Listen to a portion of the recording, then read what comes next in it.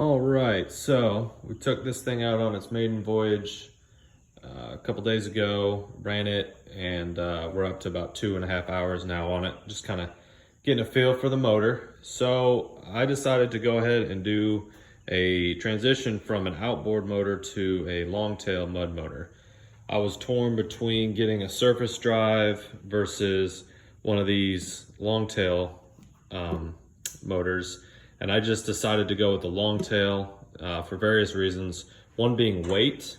This motor is on a 1548 Duracraft. It's an all welded hull. It's pretty stout, but I did not want to put a 300+ pound motor on the back of this boat. I am running it with a short transom. It's a 15.5-inch transom. I had on here a 25 horse Suzuki 4-stroke, and now I have a 25 Vanguard on here. If you go on Backwater's website, they have the 26.5 Kohler, and then they have a 23 Vanguard, but they do not have this 25 on their website. When I called up there to Jake at Backwater, I made a comment about I wish that they had 25 horse in the Vanguard.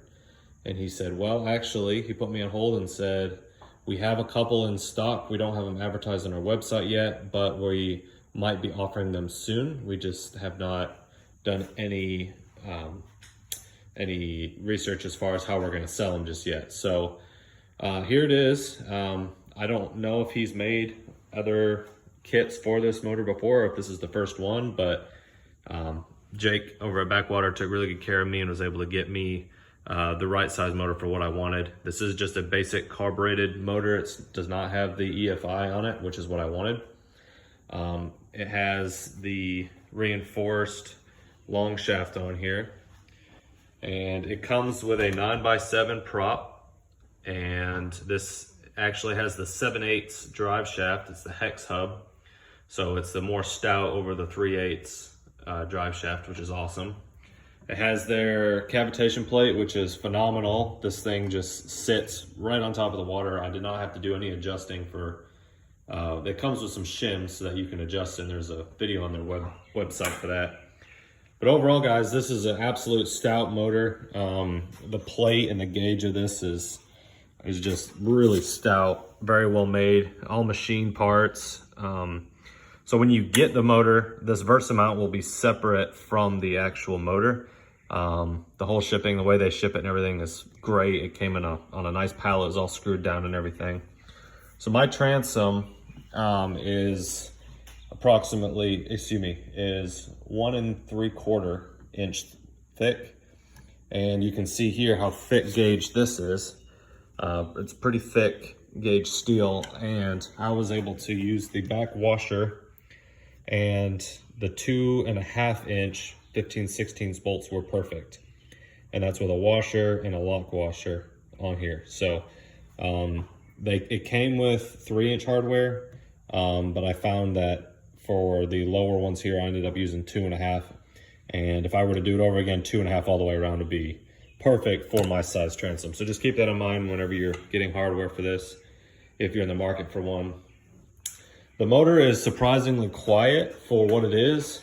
This is their big block 25 horse. You can see here, 3,600 RPMs. It's turning almost 900 cc's. The 26.5, I believe, Kohler is right around 700, I believe. Don't quote me on that, you can look it up. So this is turning a lot more cubic centimeters than the other motor. It's just very torquey. It's got plenty of power. With me, fishing gear, I was running right around 22 miles an hour on this boat. I'll be running it with some people, a couple guys here soon. I upgraded the paddle style throttle, and I love this. It works out great. I'm able to basically run it with my 2 or 3 back fingers, and that works out fantastic. Also, when you get this motor, you're gonna have the, let me get on the side of it. You're gonna have, this comes all with it pre-assembled.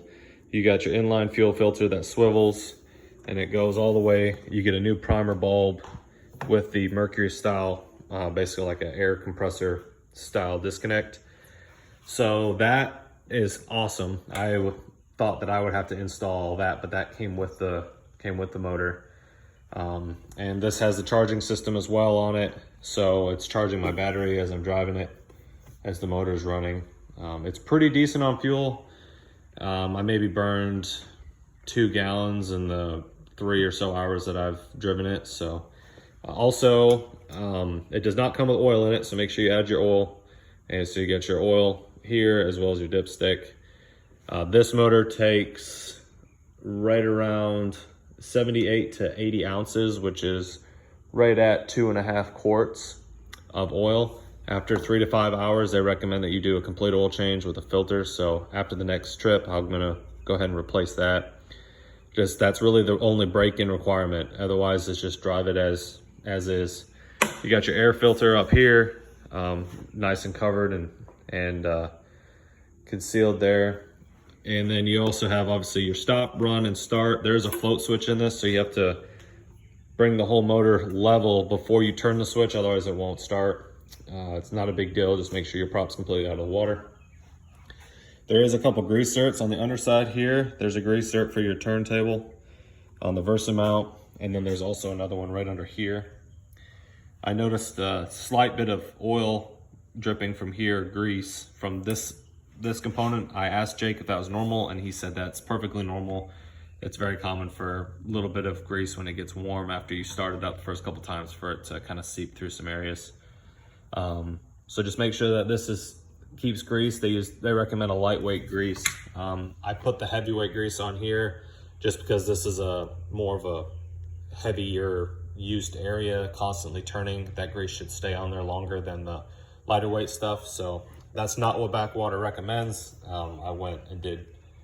I don't think that heavy duty grease on that is going to hurt it at all. But on here, I've been using the lightweight grease. So other than that, guys, I'm going to do some more videos of it running and whatnot. But these are all questions that I had and was not really able to find the answers anywhere. So hope this is a good review for you. When it comes in the crate, it will be screwed down by a few bolts to the actual pallet, and then this is really the only assembly that's required. It'll be tucked in against the shaft here, and then you're going to turn it around, put it through here, and there's a little slot hole for this pin to go through, or this bolt, excuse me, and then it will mount. So anyway, I hope you guys enjoy this review, and let me know if you have any questions. You can comment below, and yeah.